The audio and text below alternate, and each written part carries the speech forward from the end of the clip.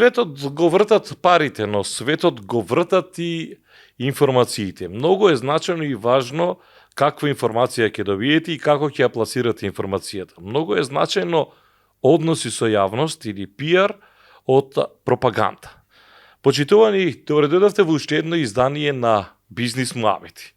Овој петок со нас е Ангелка Пеева Лауренчич, собственик на Image PR, ко-собственик на маркетинг агенцијата Идеја Плюс. Јас сум Мишко Јонов, гледате уште едно издание на Бизнис муабети, ве поканувам да останете со нас во овој пријатен амбиент за кој што се погрижија нашите пријатели од Форма Нова, удобни, комотни, достапни кога се во прашање цените. Гледате Бизнис муабети, како што најавив, наша гостинка Ангелка Пеева Лауренчич. Добар ден, добре дојдовте. Подобро ве најдов. Најнапред да ви честитам за новото студио, прекрасно е овде. Навистина топла атмосфера, се гледа мотивација, се гледа една успешна приказна. Благодарам многу. Некако како вашите почетоци, така? Или вашите беа по... Твоите се поамбициозни од нашите почетоци. Ние почнавме во станот каде што ја живеев, сиселив од станот и таму ја основавме агенцијата. Да, но подкасти сега има многу, како никнуваат како Так. печурки, за разлика од периодот кога вие почнувавте со Image PR, тогаш уште луѓето не ни знаеа што е PR. Беше чудно, па уште повеќе па да убедуваш бизнисмени дека и тоа како е значено да имаат односи со јавност, па што значи тоа кризен PR и така натаму, меѓутоа ќе отвориме неколку теми. Прво, има ли пари во овој бизнис? Има пари во секој бизнис, инаку не би бил бизнис. Значи, PR-от е доходовна гранка и во светски рамки и кај нас. Прашањето е дали се разбира точно неговата улога и неговата полезност, особено за компаниите, институциите што го користат. На светско ниво многу често се меша со маркетингот, со публицитетот, а е сосема друга комуникацијска гранка, која што ние се обидуваме еве веќе 22 години да ја етаблираме, да ја представиме и да ја практикуваме најдобро што може во согласност со светските стандарди и овде кај нас во нашата земја. PR од кога почнува во светот? Како PR говорам? Вака, на почетокот на 20-тиот век, односно на крајот на 19-тиот век се првите обиди за имплементирање на PR-от и тоа во Америка, во AT&T, тоа е телекомуникацијска компанија и познати се принципите на Артур Пејдж, кој што уште во тоа време зборува за етиката во пренесувањето на вестите од страна на компаниите кон општата јавност. Меѓутоа, ако прашате, да речеме, познавач на PR-от на површно ниво, сигурно ќе ви го нотира Едвард Бернајс, како основач на PR-от, и Едвард Бернајс скоро во секоја книга се смета за татко на PR-от, инаку Бернајс е внук на Зигмунд Фройд, кој што во 1923 година ја пишува првата книга која што го поврзува јавното мнение со комуникациите, односно книгата се вика Кристализирање на јавното мнение, Crystallizing Public Opinion, и од тогаш се смета дека професионално се етаблира самата струка. Па да, има психологија во сето ова. Почетокот на 20-тиот век, ние во Македонија почнуваме, односно, вие почнувате во новиот милениум, 2002 година. Да. И сега како одите кај бизнисмен и му велите, слушај, ова е PR агенција или односи со јавност, ние треба да се грижиме за тоа како ќе изгледа вашиот имидж, вас тоа би ве толку и толку, а за вашиот имидж ќе се грижиме ние, а при тоа ќе мора и да не слушате нас. И претпоставам кај најголем дел има и во Македонија европски менаџери со визии, меѓутоа најголемиот дел сигурно си рекле што зборува во спојува се. Вака, ние уште да ние оно таа да ни кажува, ние што смееме, што не смееме да кажеме. Пиерот е воспоставување на разбирање меѓусебно помеѓу организацијата, институцијата и незините јавности, и ќе образложиме малку повеќе околу тоа, од кој што зависи успехот или неуспехот на таа компанија или таа институција. И тоа не секогаш се медиумите. И тука е првата заблуда, што општата јавност или лаиците сметаат дека пиерот е, условно речено, односи со медиумите. Тие се само една гранка од оваа широка професија, затоа што успехот или неуспехот на една компанија не зависи само од медиумите. И затоа е односи со јавност. Значи, со повеќе јавност. Со повеќе јавност. Сега, за да биде појасно околу развојот кај нас во Македонија, ние на почетокот на 90-тите години од минатиот век, за прв пат имавме можност да го видиме маркетингот, односно гласувањето во неговиот полн сјај. Тоа беа првите кампањи за наши производи, било корпоративно, било бренд кампањи, и имав среќа да бидам вклучена во дел од политичките кампањи, а подоцна и во дел од бренд кампањите. Тоа што беше повеќе од јасно е дека помеѓу огласувањето и компаниите постои нешто, фали нешто, кое што и треба на компанијата, а кое што ќе доведе до подобро разбирање и усогласување помеѓу компанијата и незините значајни јавности. Дали се тоа вработени, дали се акционери, дали се институции, дали е бизнис заедница, дали се потенцијални потрошувачи, постоечки потрошувачи, дали се некои меѓународни институции, амбасади, дали образовни институции, експерти, значи многу јавности постојат кои што се значајни за една компанија. Нашата работа е да ги поставиме стратешки, да ја утврдиме основната траекторија кон која што треба да се движи одредена компанија и врз основа на тоа да изградиме стил и тон како и на кој начин, преку кои активности истата ќе комуницира со тие јавности. Значи, самата професија, односи со јавност, не е толку едноставна како што на прв поглед тоа изгледа. Тоа кај нас изгледа така. Најчесто мнението е дека пиаровците треба да познаваат 10-20 новинари, да седнат со нив на кафе, джин тоник и да испорачаат некаква вест. Еве, ти си новинар и знаеш дека тие работи не одат така. И компаниите се тие што не покануваат да работиме за нив. Тоа сега. На почетокот тоа беа интернационални компании. Да, наши ви одбиваа, претпоставам. За нашите беше потребно некое време да ја раскажеме таа приказна и да ги видат бенефитите од практикувањето на професионални односи со јавност. Во таа 2002 година, кога одлучивме да ја основаме оваа прва специјализирана агенција за односи со јавност, како што кажав, во станот каде што претходно живеев,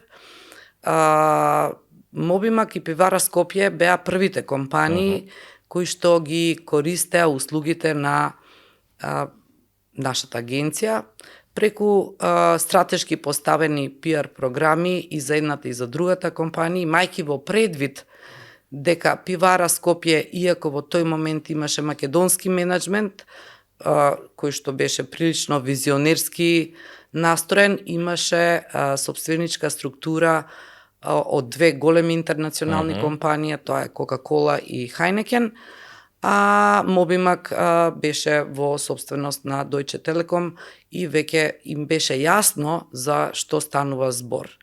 И двете компании успеа да ја одржат репутацијата и позиционирањето со своите целни публики. Вие не може да работите, например, една фирма, карикирам, еве Image PR, не може да работи пиар за, да речеме, две пивари или за две телекомуникацијски компании, конкурентски, така? Клаузулата на ексклузивитет е норма во нашата професија и тоа се коси со етичкиот кодекс на вистинскиот пиар професионалец и ние не работиме за конкурентски компании. Би сакала да кажам дека нашите клиенти се компании кои што се со нас најчесто повеќе од 10 години. Ние стануваме дел од нивната приказна. Може би рекла дел од нивната компанија која што има друга локација. Зошто?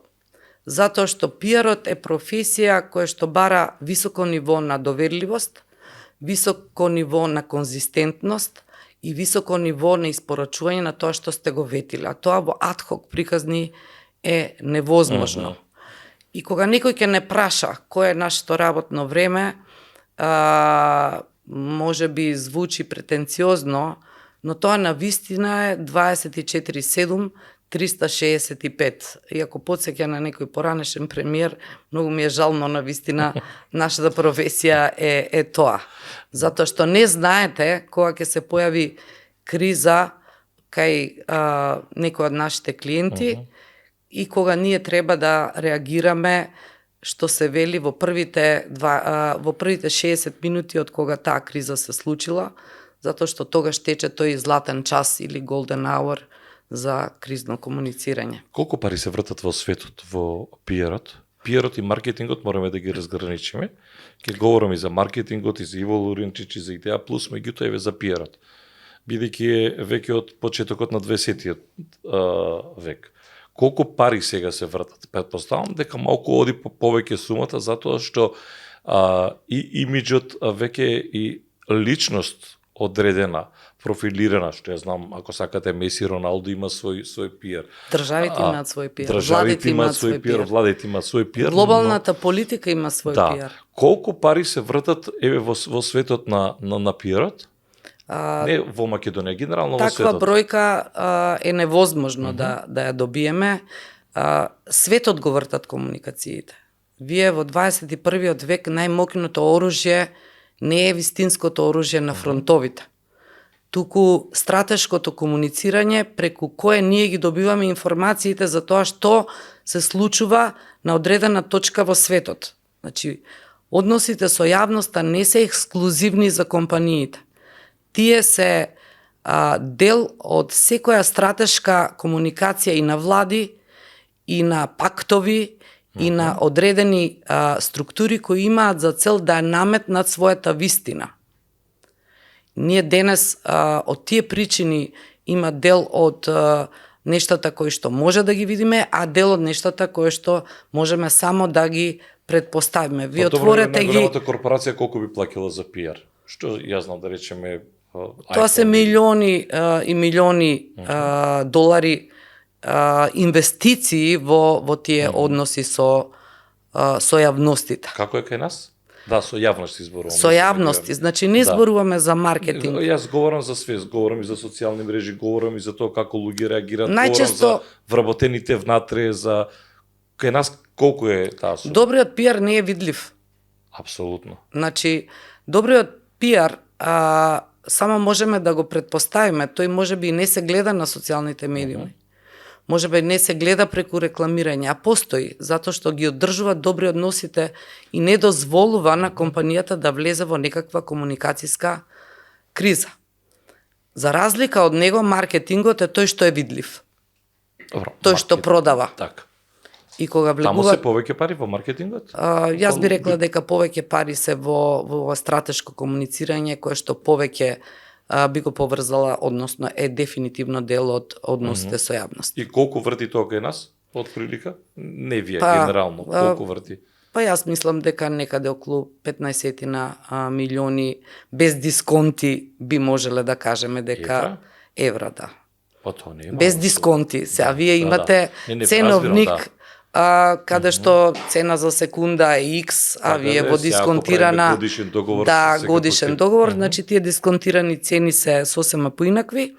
Иако може повеќе да оди таа сума, можеме да одиме повеќе. Социјалните мрежи прават сериозна дисторзија. Зборуваме за маркетингот. Апсолутно. Па во тој дел и пренесување на пораки во сегментот на пиарот, социјалните медиуми се ефтин канал. И овие Google Ads се многу поевтини, да речеме, алатки за пренесување на пораката која што сакаат компаниите да ја пренесат и меинстрим медиумите се помалку можат да земат дел од тој колач кој што е наменет воопшто за комуникација. И сега вие морате да се адаптирате на социјалните медиуми. Се менува. Се адаптираме на дигиталните платформи. Еве, вие сте подкаст. Ова до вчера не постоело. Ова е нова форма на комуникација. Да. Не се наоѓате, до вчера бевте на телевизија. Сега сте на мојот телефон. Значи, да, можем преку телефонот и на вашиот телевизор. Може преку телефонот и на мојот телевизор, ако сакам да ве гледам на широк екран. Но може сакам да ве слушам во кола. И ништо не ме ограничува. Значи, комуникациите станаа многу слободни. И ние во тој свет бараме начин како професионално да ја пренесеме пораката од нашите клиенти. Битно ви е секој што ќе каже или имате став тој новинар кажа, новинар со реноме, или некој кој што е не така добро етаблиран или лошо етикетиран во јавноста, па него ќе го занемарите или ќе барате методи за сите да ги неутрализирате, еве конкретно за корпорацијски пиар, ако говориме, например. Бидејќи кај нас се мешаат малку работите и ние, бидејќи вртиме сите во овој круг, каде почнува рекетот, каде завршува лошиот или добриот имидж во наводници? За нас е сече мислење важно. Не можеме да кажеме има помалку важно и повеќе важно и помалку важно мислење, затоа што се може да направи, условно кажано, незаслужена штета за нашите клиенти. Тоа што ние сакаме да го испорачаме е вистината да биде пренесена онаква каква што е. Затоа што етичкото комуницирање е основата за добар пиар тим и за успешна компанија.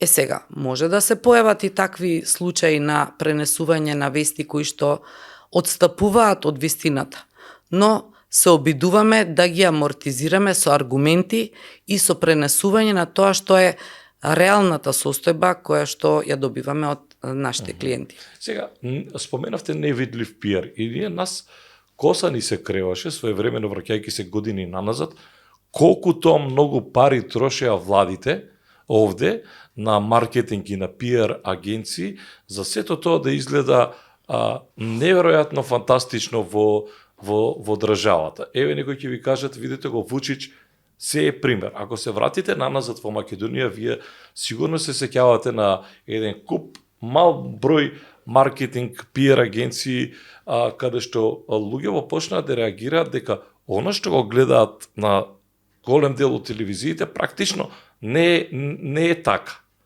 Кој е во криво?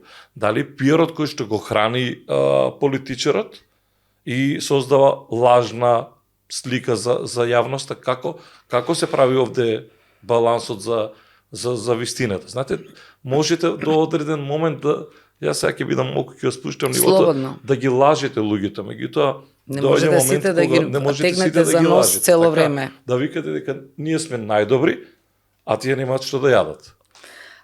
Сега вака, значи, бидејќи доаѓаме до клjučот, каде што треба да одбраниме и објасниме нашата професија, а тоа е разликата помеѓу пропагандата и пиарот. Или публицитетот и пиарот. Значи, што е пропаганда? Пропаганда е кога пренесувате една вистина возејќи се на емоциите на плепсот, односно на масата. И на бранот на емоциите успевате да ја пласирате својата приказна. И ако тоа во континуитет го правите, без двонасочност, окупирајќи ги сите канали и средства за комуникација, добивате поддржувачи. И тоа е неетично, тоа е пропаганда. Тоа на долг рок е неодржливо, ниту пак на долг рок може да даде некакви резултати. Ние го знаеме примерот со Гебелс и владењето на Хитлер. Ако ги земете, говорите што Гебелс ги пишувал за Хитлер и тоа што е имплементирано, имате една одлична приказна кон оние на кои што тоа требало да им биде пренесено. Но пазите, владите плаќаат пари и ангажираат агенции за да шират пропаганда. Може ли агенцијата да рече, јас во оваа пропаганда не влегувам? Или ќе рече, па добро. Вие имавте кај нас еден период кога... Сега ја не говорам како имидж пиар, туку говориме генерално. Да, генерално. Кажав и повторно ќе се вратам. Пропагандата е од краток рок. Таа му прави штета на тој што ја практикува. Таа е неодржлива. Но еве не можете да го струшите Вучич и да сакате. Па, нема опозиција. Таа треба да се... Ја го како пример, можеби некој ќе рече, па зашто да го рушат? Човекот и добро прави. Знаете? Ако комуникацијата се базира на вистински проекти, реални проекти, тогаш зборуваме за односи со јавност. И таа комуникација е двонасочна. Постои проектот. Ако вие прикажувате и јавате на емоцијата на масата, предизвикувате чувства на масата, хранејќи ги граѓаните со одредени приказни кои сакаат да ги чујат, без критички став, тогаш зборуваме за пропаганда. Ние сега имаме пиар или си изгубивме со ботовите? Се поделивме на руси и на американци, генерално цел регион, па ако сакат и цела Европа. Кој владее со ботовите, во еден дел партиите? Како пливаат пиар агенциите овде? Што прави? Добро, маркетинг агенција е друго, таа го прави производот. Сега, ти на крајот од денот одговараш за тоа дали ќе излезам јас од фрижидер или ќе правам со вас кукички и така натаму. Не е добра таа предозираност. Вие еве видовте, сега имавме избори, така? Да. Вие не можете да кажете дека владата која што ги изгуби изборите не била присутна. Била премногу присутна. Не, ова влада беше катастрофа во однос на маркетинг и на пиар. Ама беше присутна. Имаше само 2 спота. Не. Еден со фудбалско игралиште каде што сите нешто играат, сега говорам за тој дел. Па и беа присутни цело време, мислам. Сите влади се сега присутни цело време. Значи, овде повеќе присутна беше опозицијата од оваа влада, што е минус на владата затоа што не знаеше како видите вие стратешки да искомуницира со јавноста. Не е битна дозата. Битен е квалитетот и начинот на испорачување на пораките. Затоа викам, вистинскиот пиар е невидлив. Вие не треба да излегувате и кажувате дека јас сум најубав и најдобар. Тоа некој друг треба да го каже за вас. Тоа е пиар.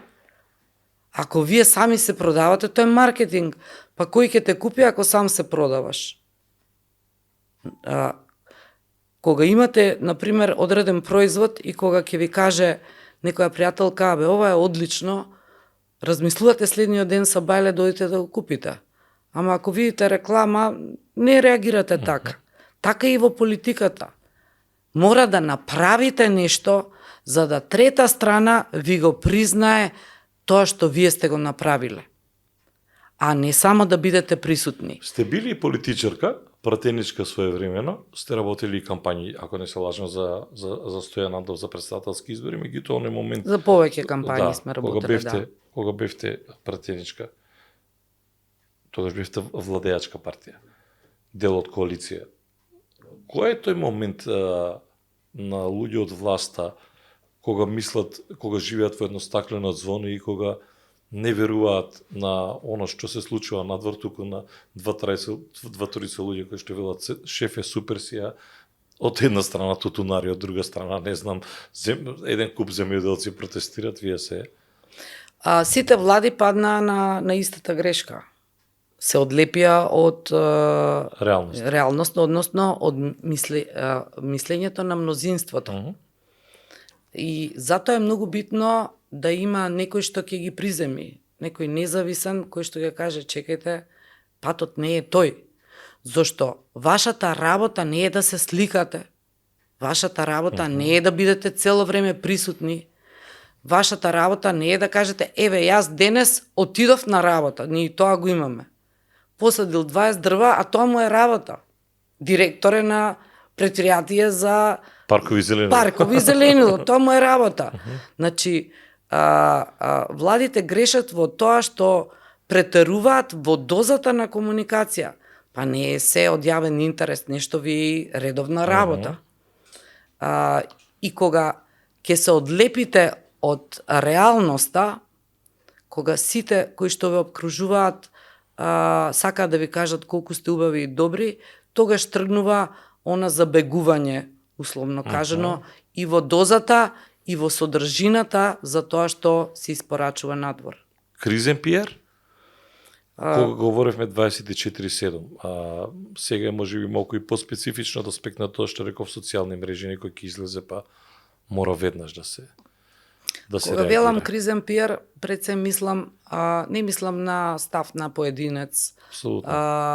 Тоа го има и ќе го има и понатаму и за тоа се разбира има конструктивни комуникацијски решенија.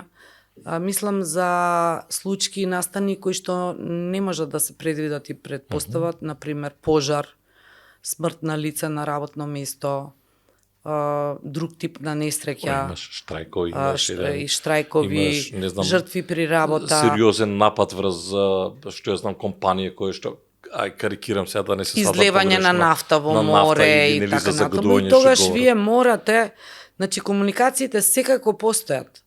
Прашањето е дали вие ги водите или некој друг ќе ги води. Колку ве слушат тогаш менаџерите? Дали тие го имаат главниот збор или вие предлагате? Ние предлагаме и потоа доставуваме предлог, а менаџерите врз основа на тој предлог даваат дополнителни сугестии, предлози и тоа што е најважно, треба да во многу краток рок, односно во првите 60 минути или од прилика 60 минути да превземете комуникацијата без оглед колку е лоша веста. А иде ли? Например, може да има и случаи кога некој ќе каже па да си прекјутиме.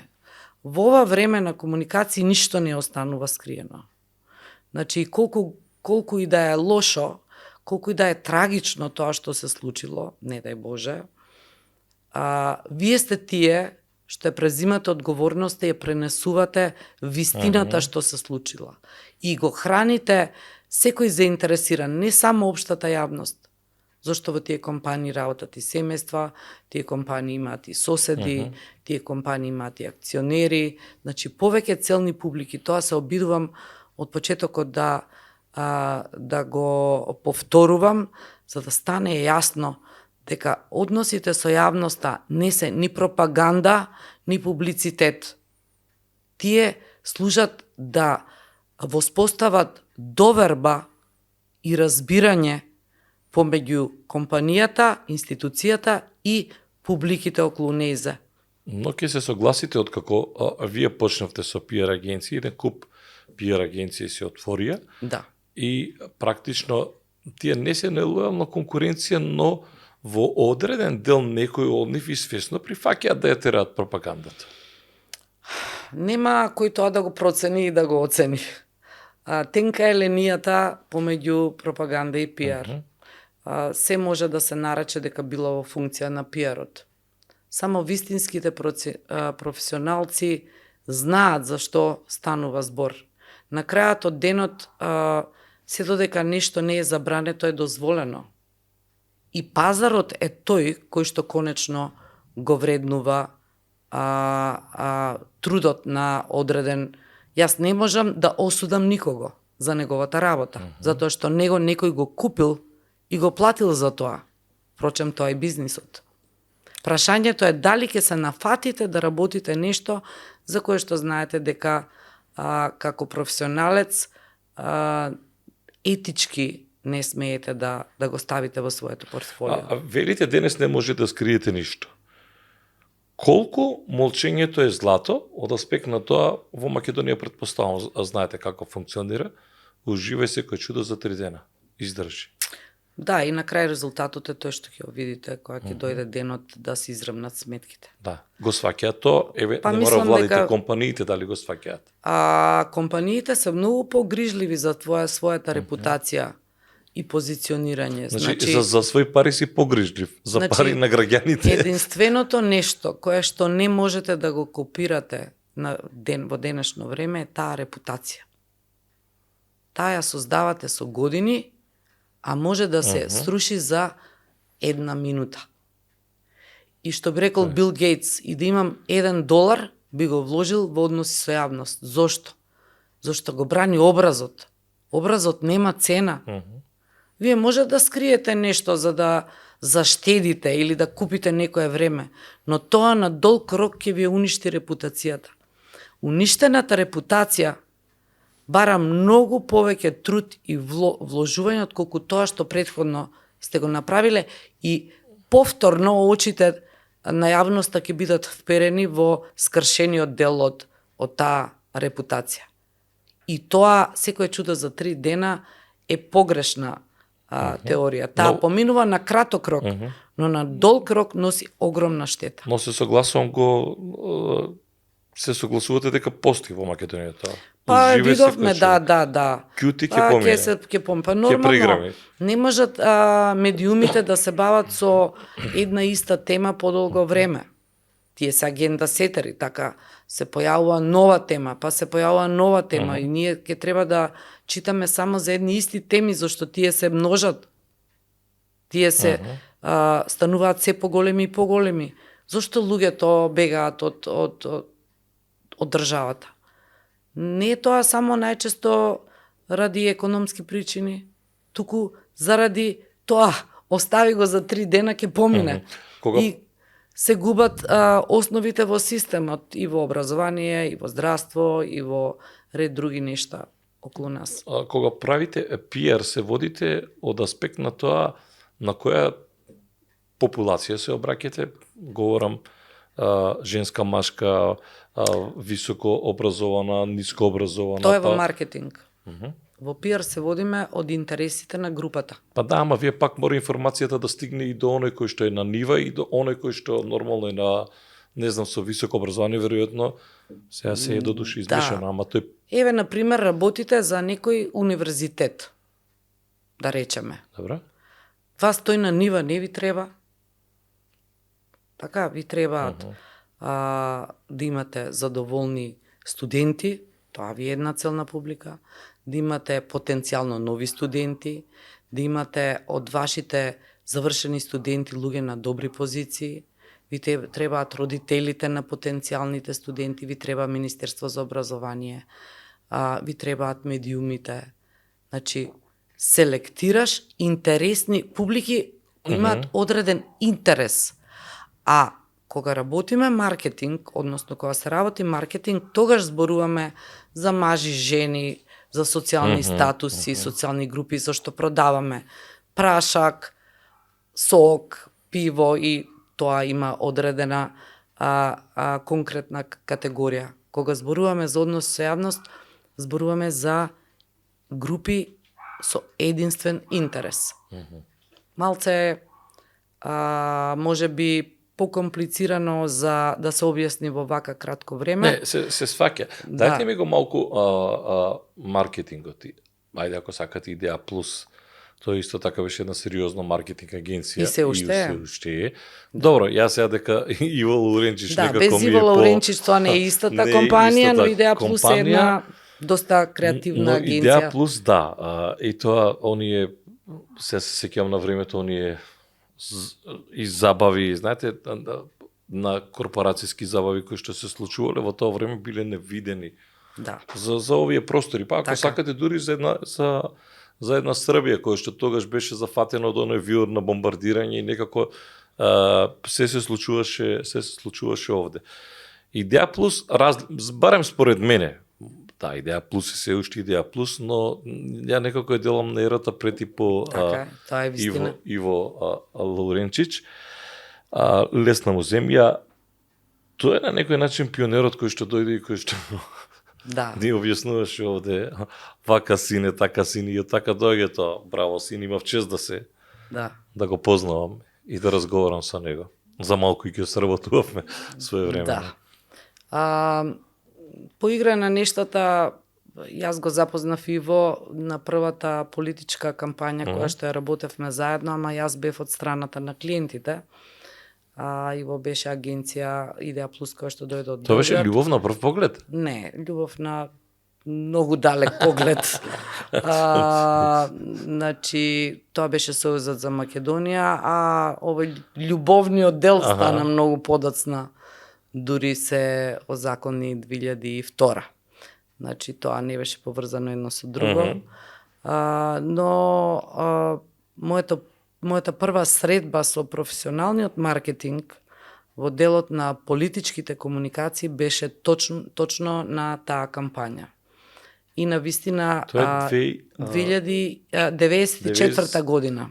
94 година Сојузот за Македонија, кампањата за председателски кандидат на Киро Глигоров и трите коалициони партнери Социјалдемократскиот сојуз, Либералната партија и Социјалистичката партија. Ја тоа го паметам, а многу добро се сеќавам. Градиме куќа за сите нас беше слоганот и тоа беше една исклучително моќна кампања, имајќи во предвид дека тогаш немаше компјутери, дека се работеше на Мекинтоши и рачно се црташе, дека се снимаа спотови на филмски ленти, дека се монтираа со сечење на лента, не вака како што сега се монтира денес. Па тогаш па кој излезе ерата на интернет, па чекаш да се уклучи чека да дојде сигнал, нели па оние звуци ги чекаш. Па тоа беше малце тоа беше 96-та на локалните избори.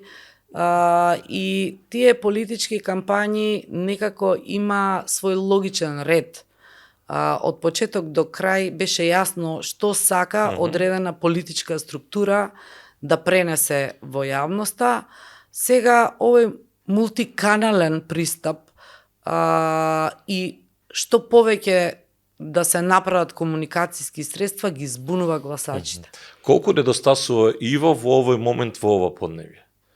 Не лично на вас, говорам политички, маркетиншки, да, имаше Иво еден негов дух и негов шарм кога работеше и на политички и на маркетиншки кампањи, но би рекла дека Иво своето најдобро го дал тогаш кога требало. Подучил многу луѓе, дал многу знаење, на многу луѓе им кажал браво сине, Тоа е таа браво сине. Отворил пат и сите тие продолжиле на одреден начин да ја бранат професијата кое што во одреден период ја учеле од него. Добро, вие го живеете уште ликот и делото на Иво, преку Браво сине. Тоа е секоја година се доделуваат награди за изработка на најдобри илустрации, креативни. Иво беше и оној зајокул македонскиот јазик кога се правеше. Кога сме кај Иво и негови... се враќам наназад на оно што ми текнува. Тргнав со маркетингот, ама дека Иво го ставивме во уста. Ајде за него да зборуваме, можда и не слуша некаде од небото. Иво многу ја сакаше оваа земја, беше државјанин на Република Македонија во тоа време. Го сними првиот туристички филм за Македонија, сними околу 2000 епизоди говорете, 1600 и нешто епизоди говорете македонски, кои што одеа на македонската телевизија. Ја работеше про боно кампањата додека пишувам кирилица постојам. Се сеќавам тогаш имаше конкурс за македонски фонтови.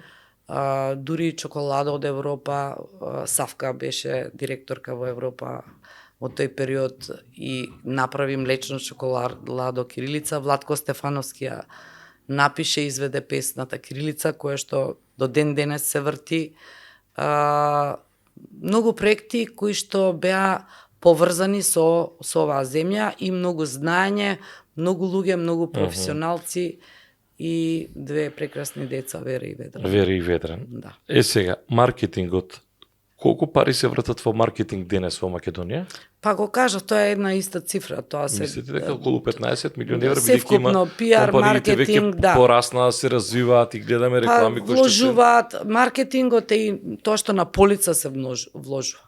Маркетингот не е само тоа што го гледаме на телевизија во смисла на Па рекламирање. не мислам на тоа. Например, јас кога ќе отидам во продавница, никогаш многу често знам да се излажам по убаво спакувана амбалажа, без разлика на кој производ. И потоа кога ќе го земам, Значи, може да не ми се допаѓа, ќе ме зашто го земам, многу ми се допадна како изгледа, како беше спакувано. па тоа е еден дел, дели. Значи, во маркетингот имаме 4П, едниот првото П е производ, Аха. продукт. И за да тргнете нешто да правите, во секој бизнис треба да имате добар производ.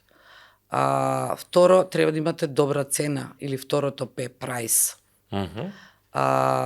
Третото П е да имате плейсмент, да биде присутно на местата на продажба. Џабе вие, ако имате добар производ, имате добра цена, ама го нема во продавница, или го има само во некои продавници. Четвртото П е промоушен. И во четвртото П е и делот на маркетингот и изгледот на тој производ. Значи, сите тие се поврзани. Вие кога ќе одите на полица, го гледате производот, ама ако ви е во видно поле. Колку често се наведнувате на рафтовите најдолу да видите што има? Па добро сега. Многу помалку. Многу помалку, да, освен Значи, вака што ви. компаниите И затоа е битката плаќаат. на компаниите за да бидат понанапред или производот да не го Да. става позади конкурентскиот. Компаниите плаќаат за видливост на производот на рафтот. На маркетот? Во маркетот, во самопослугите. Да. Значи, тоа е посебно фи кое што самите производители на производот плаќаат на големите маркети за да бидат добро позиционирани. Кога се прави реклама, одлучува собственикот како сака, менаџерот како сака или сугерира? Најлошо кога одлучува Така. некој што не е Што нема професионално поема од- што не е. поврзан со... Тогаш џабе ги фрлате парите. Така и во пиарот. Значи, затоа ние инсистираме кај нас да имаме долгорочни приказни, значи да работиме повеќе години, да станеме партнери, да имаме разбирање, да знаеме каде одиме. Зашто ако влезете во погрешен воз, секоја станица ќе ви биде погрешна. Не е поентата да направите еден добар спот или една добра реклама или еден добар оглас или еден добар пост за социјални медиуми. Мора да знаете која е вашата приказна. Ова е време на приказни. Новата генерација не е заинтересирана за следење на одреден производ на долг рок, па сега има ваков спот, па за една година ќе има поинаков. А дали ова е и време Заинтересиран на... за приказни.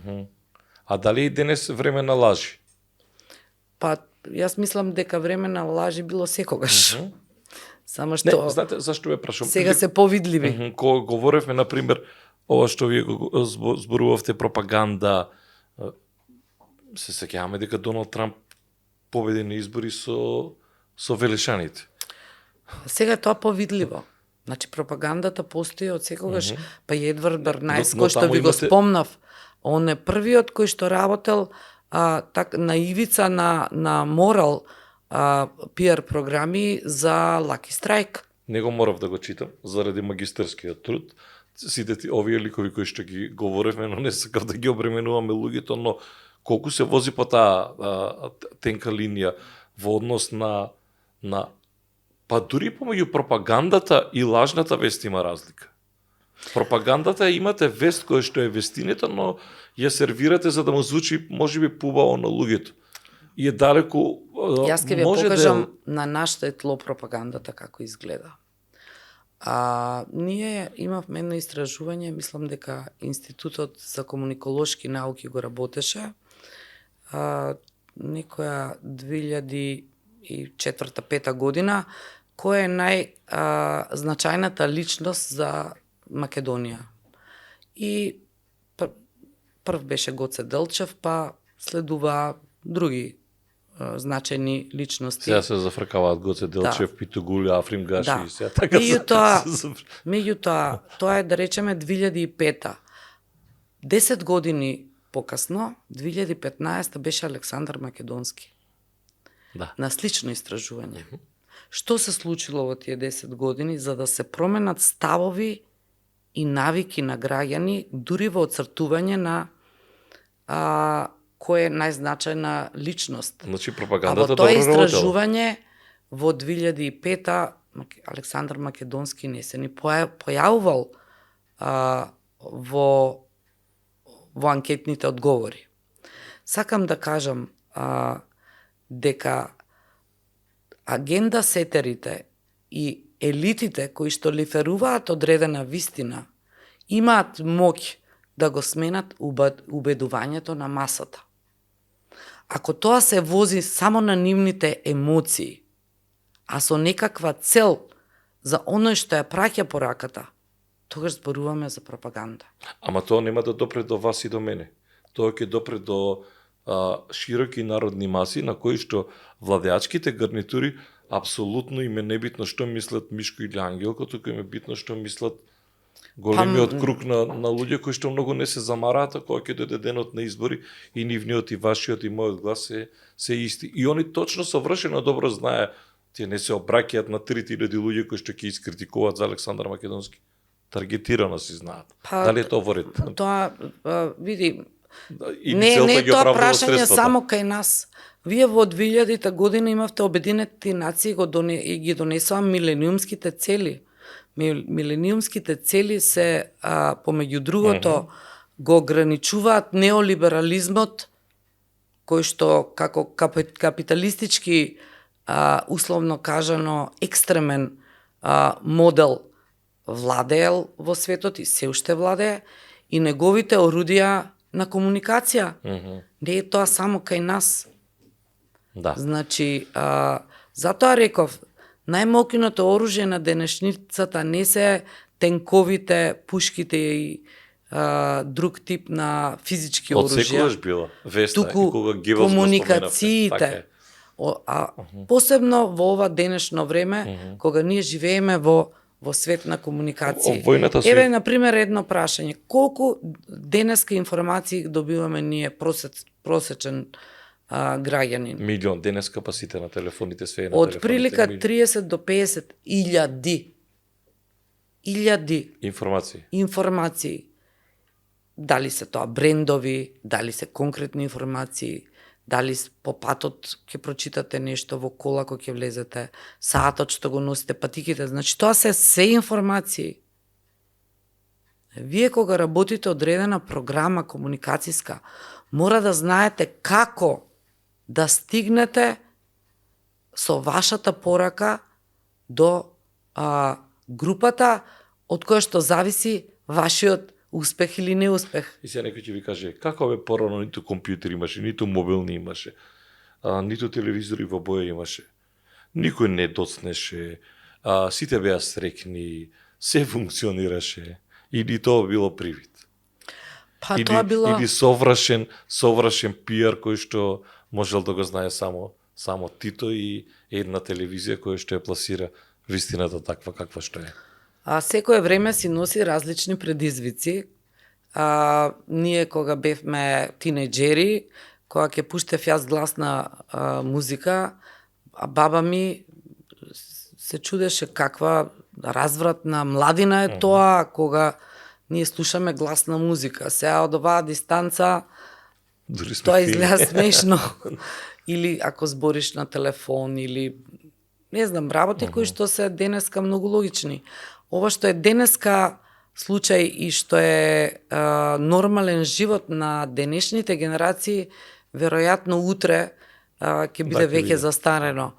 Мора да се прилагодуваме. Ама не се даваме, ние се прилагодуваме.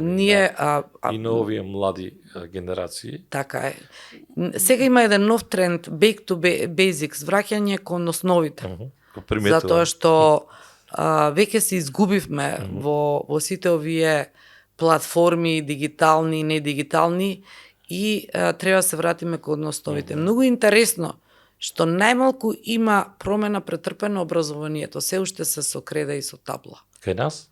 Па и на многу места. Па мене ми е убаво. Да, ама светот се менува. Мора да привршувам на една стабилна фирма, компанија, како сакате, или голема корпорација. Колку пари се доволно или колку пари се потребни за да имаат стабилен PR до нив? Да ангажираат агенција? Да ангажираат PR агенција. Значи, не маркетинг, не реклами, PR агенција. Па, колку пари треба да одвои? Треба да одвои колку за 2-3 вработени. Со Ево во бројка годишно, например, колку би било тоа? 100.000 евра ви задоволило? Па, од прилика, да. Сега ја карикирам со бројките, но... Види, ако вие имате во вашата компанија добар PR тим, не ви треба агенција. Па, добро, до некаде се согласам, до некаде не тоа исто како, видите, Кока-кола е познат бренд и нема потреба од реклама. Меѓутоа, сите постојано чекаат рекламата. Се менуваат генерациите, не можете на стара слава и Кока-кола. Значи, Кока-кола има еден од најдобрите системи за односи со јавност.